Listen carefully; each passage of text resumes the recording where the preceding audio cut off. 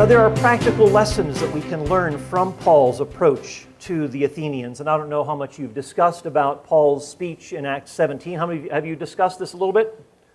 I mean, it's certainly an important text as we're dealing with issues of worldview, as we're dealing with cross-worldview communication, as Paul is, being a Jew.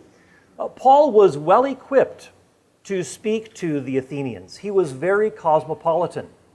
Not only did Paul grow up under a leading rabbi, under his teaching in Jerusalem, Gamaliel, but Paul was also, he had the Jewish background, but Paul was also very familiar with the ways of paganism. He grew up in Tarsus, which is really where the roots of Stoicism, the philosophy of Stoicism, came about. Stoicism was pantheistic. God is everything, everything is God.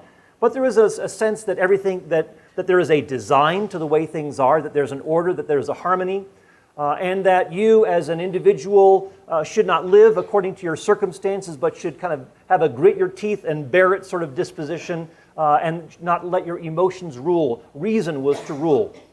There are also historical bridges that we can utilize. We see Paul utilizing the appeal to the evidence for the resurrection of Jesus, that God gives proof in raising Jesus from the dead. And so Paul's clincher in his speech is that, well, the final evidence for who Jesus is and for why you should embrace him is that God raised him from the dead. And so Paul is presenting his case, and we can do the same as we talk about the resurrection of Jesus. That the Christian faith opens itself up to historical inquiry. That the Christian faith, unlike other religions, is publicly checkable. It opens itself up to scrutiny.